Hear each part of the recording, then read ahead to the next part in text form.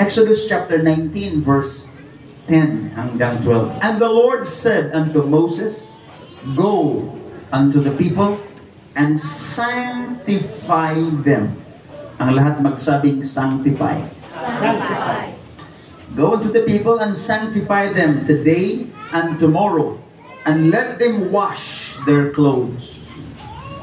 And be ready. Ang lahat magsabing be ready. Be ready. Be ready against the third day, for the third day the Lord will come down in the sight of all the people upon Mount Sinai. Thou shalt set bounds unto the people round about, saying, Take heed to yourselves, that ye go not up into the mount, or touch the border of it. Whosoever toucheth the mount shall be surely put to death. Sa Tagalog po mga kapatid, itong sinabi. At sinabi ng Panginoon kay Moises, Pumaroon ka sa bayan at papagbanalin mo sila ngayon at bukas, at labahan nila ang kanilang mga damit. At humanda sa ikatlong araw, sapagkat sa ikatlong araw ay bababa ang Panginoon sa paningin ng buong bayan sa ibabaw ng bundok ng Sinai. At lalagyan mo ng mga hangganan ang bayan sa palibot, na iyong sasabihin, mag-ingat kayo na kayo huwag sumampas sa bundok o sumalang sa hangganan. Sino mang sumalang sa bundok ay papatayin na walang pagsala. Gusto ko ituloy sa verse 13. Walang kamay na hihipo sa kanya, kundi siya'y tunay na babatuhin o papanain. This is very dreadful, very terrible sight. Maging hayop o tao ay hindi mabubuhay pagka ang pakakak ay tumunog ng maluwat, ay sasampa sila sa bundok. Ito po mga kapatid ay senaryo before binigay ng Panginoon ang Ten Commandments. This is chapter 19. Binigay ng Panginoon ang kaniyang utos sa chapter 20. Ito po ay preparation na kapatid. It was 3 months after their exit. 3 months after. Kung basahin mo mga kapatid chapter 18, 3 buwan nilang paglalakbay mula sa Egypt, pumunta na sila mga kapatid, nakarating na sila sa paanan ng Sinai. This time, binigay ng Diyos ang kanyang commandments kay Moses. But, ang Panginoon ay nagsabi, be ready. Be ready. Napakahalaga po ang tinatawag na preparation, ng paghahanda. Narinig ang testimony ni Ma'am Arlene, no? Ilang taon ang lumipas, I think, mga kapatid, at gaganapin just few months from now, I think year, mga kapatid, or years, ay gaganapin sa atin yung SEA Games, no? Kaya matindi ngayon yung preparation. Buhos, mga kapatid, ang construction, binubuhos, I think, hindi lang millions, kundi billions, mga kapatid. Preparation para sa darating na SEA Games. Na? May mga tinatayo na mga buildings, mga hotels, mga event place kung saan gaganapin ang SEA Games na yan, mga kapatid. Napaka habang panahon sa paghahanda, mga kapatid, sa event na yan. So, even big events requires big preparation. Amen. Kahit nga lang, yung iba naghahanda, mga kapatid, ng mga debut, no? Debut, no? O kaya wedding. Yung mga sinasabi nilang once in a lifetime na mga pangyayari na kailangang paghahandaan. Preparations, napakahalaga. Ilalo na mga kapatid kung SEA Games or Olympics, mga kapatid, na napaka-vital. No? Even also, God in His words, maging ang Diyos, kanyang salita, mga kapatid, nag-require siya ng tinatawag na readiness or preparation. Be ready. Now, ito ay senaryo po na binigay ng Panginoon kay Moses. Actually, kung basahin natin, mga kapatid, hindi lang, kung basahin mo chapter 17, 18, 19, hindi lang basta once na pumanik si Moses, mga kapatid. I think that's 3 or 4 times sa bundok. Now, yung aking kaibigan na si Pastor Nilo, mga kapatid, pumunta sila doon sa area na yun, doon sa Holy Land. Last week, I think last week lang. Para nila akong nakapunta dahil nanood ako, nag-live siya eh. Yung mga saan siya naglalakad, mga kapatid. Jordan, Jerusalem. Excited, no? Nandiyan sa Galilee, nandun sa mga kapatid.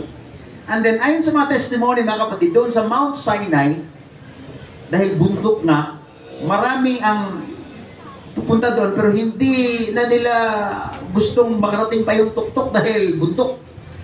Marami nandun lang sa gitna dahil nakakapagod. Mga kapatid, bundok na eh. Ng bundok. Now, si Moses, kung basahin natin, mga kapatid, hindi lang once na siya umakyat. One time, yung chapter 19, mga kapatid, basahin mo, ready na. Kinausap siya ng Diyos doon sa bundok. Sabi ng Panginoon, maging ready. Come to the mount. Kinausap siya. Pagdating niya, mga kapatid, sa bundok, come up. Kinausap siya ng Panginoon, bumaba ka, Moses. Sabihin mo sa mga tao. Read it, mga kapatid. Amen. Sabi ng Panginoon, hurry.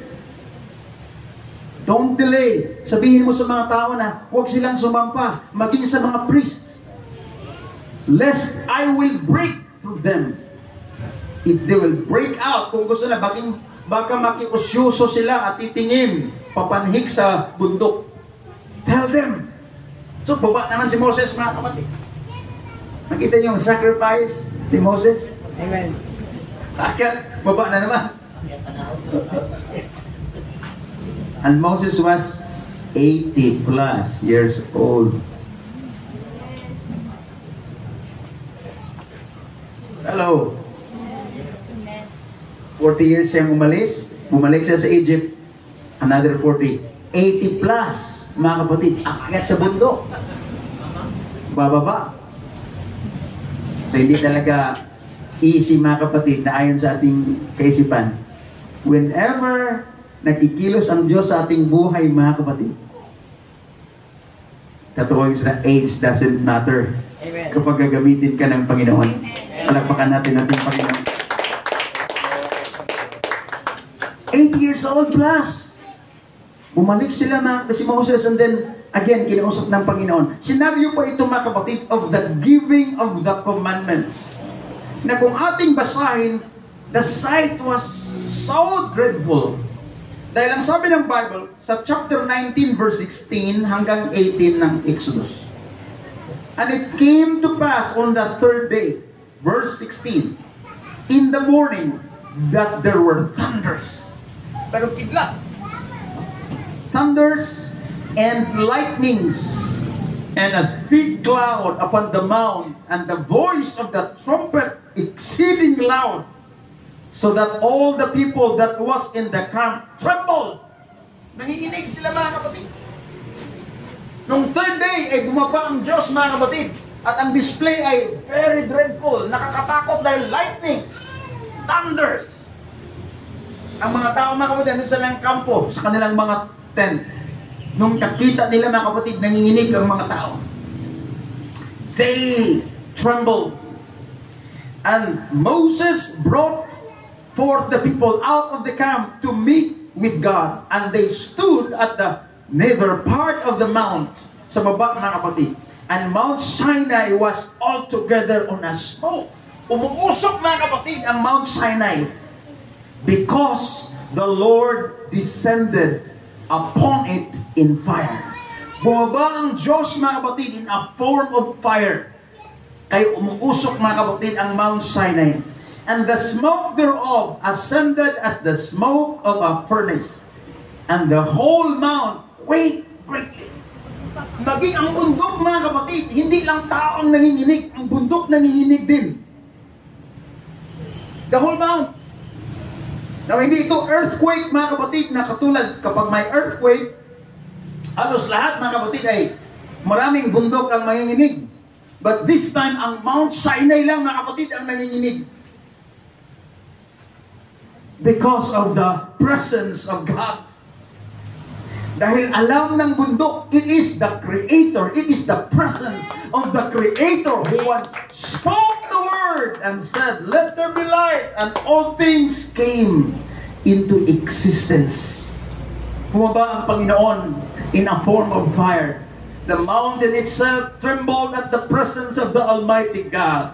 The whole camp also trembled. Nanginginig, mga kapatid, ang mga tao dahil sa presensya ng Diyos. Itong pangyayari, itong senaryo, mga kapatid, nung bumaba ang Diyos. But before nangyari yun, ang sabi ng Panginoon kay Moses, sabihin mo sa mga tao, maging handa sila. The word there is sanctify the congregation. Kailangan maglinis sila. Kahit yung kanilang mga damit, kailangan labahan muna. You see, ang Panginoon, mga kapatid, maging ready din, no? Nag-require siya ng preparation. Naglalakbay sila, siguro mga damit nila medyo nadumi na. Sabi ng Panginoon, Moses, sabihin mo sa mga tao, maglaba muna sila. They wash their clothes. For in the third day, I will come down. Bababa ako. Woo! Hallelujah. Gustong makipag-meet ang ating Panginoon, mga kapatid, sa kanyang nilalang. Pero nais ng Panginoon na maging ready din tayo. So, sila, mga kapatid, andun sa Mount of Sinai, doon sa baba. At bumaba ang Panginoon. At ang sabi ng Bible, Moses set bounds. Maglagay ka ng hangganan. So, mayroong boundary, mayroong border na nilagay ang Diyos. You see, mga kapatid, ang ating Panginoon, purposely in the Spirit, God set bounds. Naglagay siya ng mga boundary na huwag tayong lumagpas. Hello, somebody? Amen. May purpose pa ang boundary. Amen. Upang huwag tayong mapahamak. Kaya lang ganito, kung hindi natin maunawaan ang boundary, mga kapatid, pwede natin tingnan na nakakulong tayo. Na hindi natin maunawaan yung purpose. For example, yung bakod. It's either, kapag hindi natin maunawaan, masyado tayong nakakulong. Pero hindi natin alam, i-protection yun sa atin. Yung mga linya sa daraanan, mga kapatid, bakit mayroong hangganan? Mayroong mga, kapag nag-travel ka sa gabi, lalo na yung mga, napakahalaga yung guhit. Mga kapatid, yung puti, na lalo kung tagulan na sa rail, napakahalaga. Na, lalo kung asfalto yung dinaanan, walang guhit, napakahirap, ang lakas ng ulan. Napakahalaga yung border, mga kapatid. Ibig sabihin, huwag kang sumobra dyan. Dahil dyan aside, as long nandyan ka, safety ka. Even God Himself ay naglagay siya ng hangganan sa kanyang mga anak. Huwag kayong lumagpas. Hallelujah. Alam niyo ba, mga kapatid, no? May mga, bakit naglingkod kayo sa Panginoon? Ay, parang kayo, maging Kristiyano, maraming bawal. Yun ang kanilang unawa, mga kapatid, maraming bawal. Parang, in other words, maraming hangganan. To us, mga kapatid, hindi yan bawal, kundi boundary yan na nilagay ng Panginoon for our safety. Hallelujah. Amen. Dahil naunawaan natin, God has a purpose. Amen. Maging ang tubig, dilagyan ng Diyos ng boundary. Ano kaya kung walang boundary ang tubig, mga kapatid? Umiikot ang mundo, mga kapatid, kahit saan na lang makarating ang tubig sa dagat. Even, ang sabi ng Bible, you have set boundaries for the waters. Amen. Na kapag high tide ba doon, hanggang doon lang talaga ang high tide. Yes. Amen. Right. Bilog ang mundo, mga kapatid, at ang bilis umiikot, mga kapatid. But because God had set boundaries, sinusunod ng tubig ang kanyang boundary. Pero ngayon, marami na yatang tao na ayaw ng boundary. Dahil ang kasarian daw, wag sabihin doon sa kapanganakan. Saka na lang i-declare daw, mga kapatid. Boundary! We know that God has put boundaries in His creation. Meron tayong hangganan, mga kapatid. For the purpose. So sa nature, maging ang nilikhahan ng Diyos, naglagay siya ng boundary. Amen. At kapag naunawaan natin, mga kapatid, we will be saved. Tayo ay maging ligtas kapag sinusunod natin ang boundary sa salita ng ating Panginoon. Oh, hallelujah! We will be saved. So, binigay ng Diyos on the third day, He came down in a form of fire. Umuusok ang bundok, mga kapatid. Nanginginig sila. At nakipag-usap si Moses sa Diyos, mga kapatid. Narinig yung mga tao ang boses ng Diyos. It's like a thunder. Si Moses nandun sa thick cloud. Kinausap ng Diyos si Moses, mga kapatid. Ang mga tao doon sa baba, nakakarinig sila. Pero hindi nila alam mo ano, parang pakiramdam nila, mga kapatid, pandinig nila, parang kulog sa kanilang pakipag-usap ang boses ng Diyos. So, kaya imagine kung nandun tayo, mga kapatid, kumikidla. Mayroong kulog, mga kapatid, nandun ka sa baba. Nanginginig ang lupa. It was a dreadful scenario. Nakakatakot, mga kapatid. And then, God gave, hindi lang commandments na 10 commandments ang binigay ng Diyos, maging ang moral law, maging ang ceremonial law, binigay na ng Diyos. Maging ang batas upang maging buong bansa ang Israel, binigay na ng Diyos. Lahat ng detalye, mga kapatid. It was the setting of the Old Testament nung binigay ng Diyos kay Moses, mga kapatid, ang batas na ito. And yet, His people, now, kahit nakita nilang kapangyarihan ng Diyos, bumaba siya, nakipag-usap ang Panginoon, mga kapatid. What a display of God's power! Nakita nila, mga kapatid. Pagkatapos nagbigay pang Panginoon ng mga propeta sa kanila. Prophets! Na nagsasalita instead of God. God, they are the voice of God. Maliban sa mga propeta, naglagay pa ang Diyos ng judges. Mga hukom. Can you imagine si Samson, mga kapatid? Nagkipaglaban sa mga Philistines, walang hawak na sandata. Ang kanyang hinawakan, mga kapatid, jawbone, yung panga. Panga, mga kapatid, ng asno. No? Panga. Nilabanan, hinarap niya, mga kapatid, ang mga Philistines, thousands. Nagkipaglaban siya, talo lahat, mga kapatid, ang mga Philistines. He was very quick, very fast, very strong. Ay, yung mga idea ng Superman, mga kapatid, galing yan, ha? Ang daming mga movie na inspired by the Bible, Superman. Maging yung Cinderella, inspired by Esther. Maraming, mga kapatid. So, nag-raise up ang Diyos ng mga judges. People of God na ginamit, mga kapatid, in a very supernatural way. And then, pagkatapos ng mga judges, may mga hari. The kings ruled. Yet, they forget God.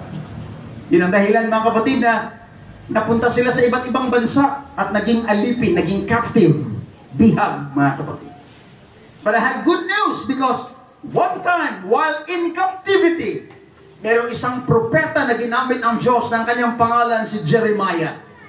Jeremiah wrote this and began to prophesy in the book of Jeremiah 31, verse 31 hanggang 33. Ang sabi ni Prophet Jeremiah, "Behold, the days come, saith the Lord, that I will make a new covenant." Darating daw ang panahon that I will make a new covenant with the house of Israel and with the house of Judah, not according to the covenant that I made with their fathers in the day that I took them by the hand to bring them out of the land of Egypt. God was referring in the time of Moses. Hindi na yun ayon, hindi na kamukha noon. Nung ako'y nakipag-covenant, nung nilabas ko sila galing Ehipto. Which my covenant they break. Dahil yung covenant na yun, yung kautusan na yun, ay hindi fully nasunod ng tao, mga kapatid. Although I was an husband unto them, saith the Lord, but these shall be the covenant that I will make with the house of Israel after those days, saith the Lord. I will put my law in their inward parts, and write it in their hearts, and will be their God, and they shall be my people. Nung bumaba ang Diyos doon sa Mount Sinai with a terrible, dreadful scenario, mga kapatid. Sinulat niya ang kanyang kautusan doon sa bato. Yun ang unang tablet, mga kapatid. Hindi yung tablet na ginawa ng Apple, mga kapatid, Steve Jobs. But the first tablet, mga kapatid, ay 10 Commandments. Amen. Amen. Sinulat doon mga kapatid, with the finger of God Himself. Ngunit kahit nakita yun ng mga tao, but they forget. Ang sabi ng Panginoon, darating ang panahon na hindi ko na isusulat sa mga bato ang aking mga kautusan, kundi isusulat ko na sa kanilang loob, sa kanilang mga puso. I will write my law in their inward parts and write it in the hearts, in their hearts. And I will be their God, and they shall be my people. Paano ito na-fulfill, mga kapatid? One day, the Lord descended on earth. Same. He cannot write it kung hindi siya bababa. Nung binigay niya, mga kapatid, ang 10 Commandments, bumaba ang Diyos sa mundo. It was a dreadful sight. Sinulat niya ang 10 Commandments, mga kapatid. In fact, yung unang sinulat ng Diyos, nabasag yun, mga kapatid, dahil nagalit si Moses. Kinain ang 3,000 mahigit, mga kapatid. Dahil nung nadatnan niya, nag-worship sila sa golden image. Hinagis ni Moses, mga kapatid. Bumuka ang lupa, kinain ng mga taong sumamba doon. Bumalik na naman si Moses doon sa bundok. This time, sabi ng Panginoon, Moses, ikaw na magsulat. I-dictate ko na lang sa iyo. Binasag mo kasi yung una eh. So another 40 days o pang isulat ni Moses. Meron siyang chisel. Hear, O Israel, the Lord our God is one Lord. Hallelujah. Sinulat ni Moses, mga kapatid. It was a dreadful sight. But this time, mga kapatid, ang sabi ng Bible, the Lord said, I will write my law in their hearts. Isulat ko ang aking mga salita sa kanilang mga puso. It will be in their inward parts. Sa kanilang loob na. Dahil kahit isinulat ko sa kanilang, meron silang law. Ngunit nakakalimot pa rin sila sa akin. This time, I will write my law in their hearts. One day, bumaba ang Panginoon dito sa mundo. He was conceived by human vessel. This time, it will be a longer process. Remember, nung una, 3 days lang. The Lord said, Moses, I will come down. Let the people, tell the people, be ready. Kailangan maging malinis sila. And in the 3rd day, I will come down. This time, mga kapatid, there was no supernatural display sa paligid. There was no thunderings. There were no lightnings. One day, ang Diyos, mga kapatid, bumaba. Hindi ayon sa expectation ng tao. He was born in a manger. It's a longer process. But this is the only process na mas ma-fulfill ang kanyang sinabi. Isusulat ko ang aking utos sa kanilang mga puso.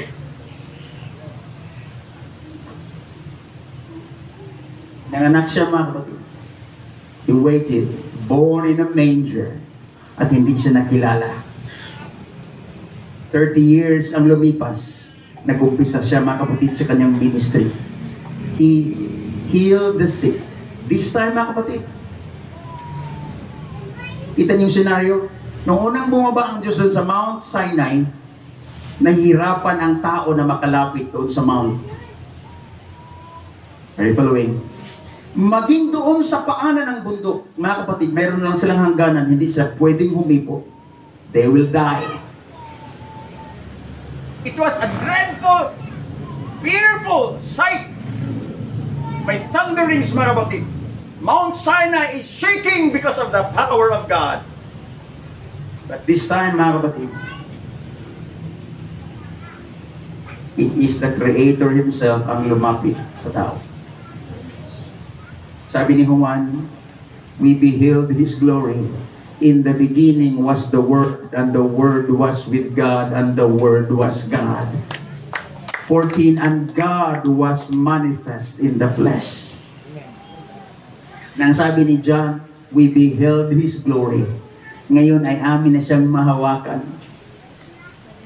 Doon sa Mount Sinai, It was a terrible sight. Maging ang bundok, mga kapatid, ay hindi nila pwedeng hawakan. May hangganan lang, mga kapatid. But this time, siyang pumupunta sa mga tao. May mga bulag na nakakita. Amen. May mga lumpo na nakatayo. Even He raised the dead. Di ba mataas natin ating mga kamay sa Panginoon? Jesus, we thank You. We worship You. We honor You. At hindi lang nagtapos dyan, mga kapatid. Dahil ang desire ng Diyos ay isulat ang kanyang mga utos sa puso. It did not end there. Yes, this time kasama. May mga taong magsabi, napakaswerte naman siguro ng mga tao noong unang panahon dahil kasama nila si Jesus. Di ba? Nakisip tayo. Na-witness nila na nakita nila yung alon, yung bagyo. Talagang nakita nila na pinatigil ng Panginoon, pinahimpil ng Panginoon ang malaking alon. Napakaswerte. Dumami sa kanilang paningin ang 5 tinapay at 2 isda. Napakaswerte, no? Minsan inisip mo kung ano, napakaswerte. Pero alam niyo ba, sana yung mga tao, if they are really convinced that Jesus is the God of heaven, with all their heart, nasaan na sila nung hinuli ang Panginoon? Why? Because the law was still not written in their hearts. Dahil hindi pa nakasulat ang kanyang mga batas, mga kapatid, sa kanilang puso. Even His disciples sa panahong yon, nakuhang tinalikuran siya. Dahil hindi pa na-fulfill ang salitang, I will write my laws in their hearts. I will be their God. They shall be my people. Follow right now. I'm about to close. Dahil hindi natin pwedeng sabihin na maswerte yung mga tao noong unang panahon. You are in the most exciting time in God's divine plan. Hear me now. Kung ikaw, coach, di ba sa marathon? Sa marathon, no? Alam natin marathon, yung pasa-pasa. Ilalagay mo ba, mga kapatid, yung the best player doon sa finishing part. Kung mabilis. Di ba? Kung sino ang best na finisher, ilagay mo raw doon sa pinaka-last. Dahil siya talagang makipaglaban siya, magdala doon sa championship na yun. Pakinggan niyo ito, mga kapatid. Hindi lang coincidence na nilagay tayo ng Diyos sa kapanahonan to. Naniniwala ang Diyos sa iyo. Naniniwala ang Diyos sa atin that we can be the best player in the eyes of God if we will do His will. Salamat sa mga apostles. Salamat sa mga generation na ginamit ng ating Panginoon. Thank God for them. But I believe God in His divine plan, He has placed you into this time. God has nilagay ka ng Diyos sa kapanahon ng ito, mga kapatid, because God has faith in you. Hindi lang tayo may faith sa Diyos. I believe God has trust in us. Naglagay ang Diyos, mga kapatid, ng paniniwala sa atin. At sinasabi ng ating Panginoon, Son, you can do it. My child, you can do it. Nilagay kita sa ganitong kapanahonan because I believe you can do. You can finish the race. Matatapos natin, mga kapatid. Purihin natin, palakpakan natin ang ating Panginoon with worship.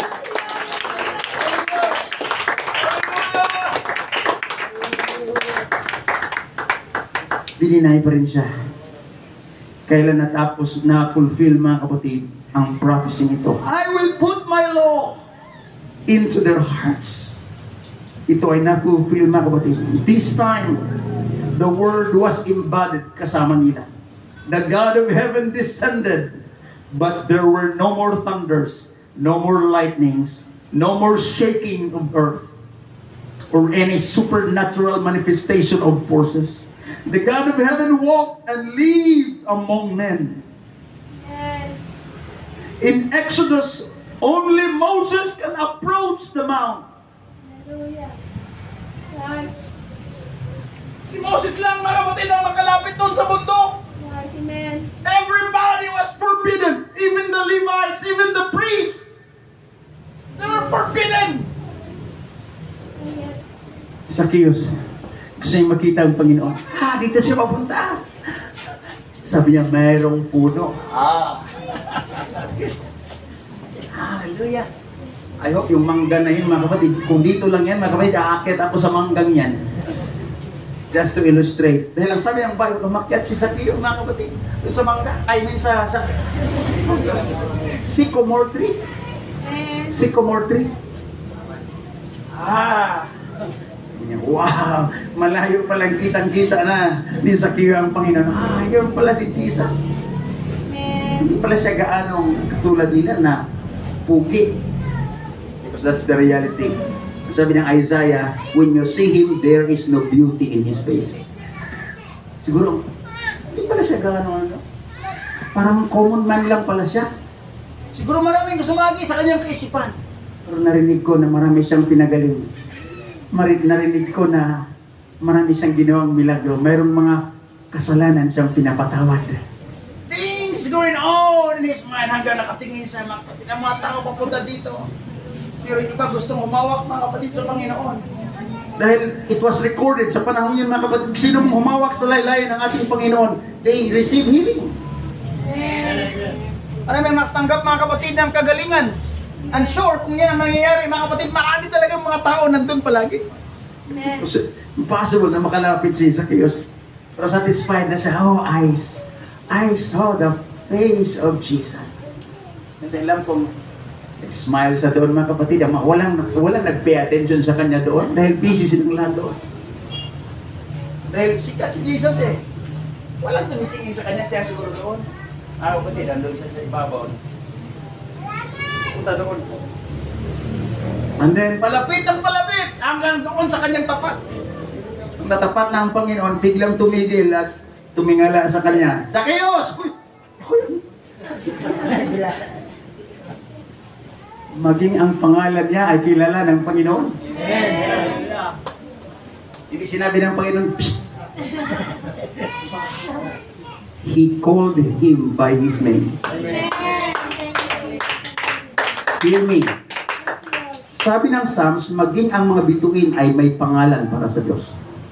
Bawat bituin tinatawag ng Diyos ayon sa kanilang pangalan. Billions and billions of stars in the Milky Way, mga kapatid. Ang sabi ng Bible, He called them by their name. Tayo pa kaya hindi kilala ng Panginoon? Amen. Pangangailangan mo kaya hindi nakita ng Panginoon? No, sir. Tinawag siya, Zacchaeus, come down. For today, I will come to your house. Zacchaeus, bumaba ka dyan sa araw na ito. Tutuloy ako sa iyong tahanan. What a shock! Mga kapatid! News! Hindi kasi, Panginoon, pwede bang 2 oras lang muna? Panginoon, maglinis muna ako, Panginoon. May maraming pwedeng itago doon, Panginoon. And since Zacchaeus is ready, handa siya mga kapatid. Sabi niya, Panginoon, tuloy ka sa aking tahanan. Hindi siya sinabi, Panginoon, pwede bang kunting 1 hour lang, Panginoon? Tatakbo muna ako doon, Panginoon. Itabi ko muna. Diba? Sa bahay, minsan may mga unexpected na mga bisita natin. Uy! Sino? Please! Yung mga labahan niya! Yung mga nakasampay, alisin yan! Tago lahat! Di ba ganyan tayo minsan? Amen. Amen! Ayun ba sa ating hindi minsan? Palagi But Zacchaeus, since he was ready, Lord, I have nothing to hide. Alam mo, Panginoon. Kilala mo nga akong pangalan ko, Panginoon I have nothing to hide. Lord, come to my house. Kung anong madatnan mo, Panginoon, kung anong makita mo, Panginoon, that's me! Ay magtago, Panginoon. And the Bible said, hindi na in-expose ng Panginoon kung anong conversation nila doon sa bahay. But Jesus said, today, sa araw na ito, ang kaligtasan ay nakarating sa tahanan ito.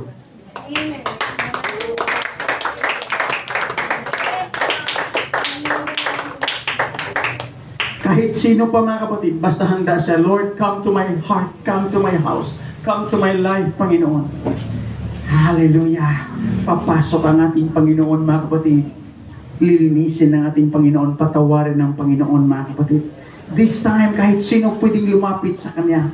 The first time na bumaba ang Panginoon, it was so dreadful, fearful, mga kapatid, in the sight of all men.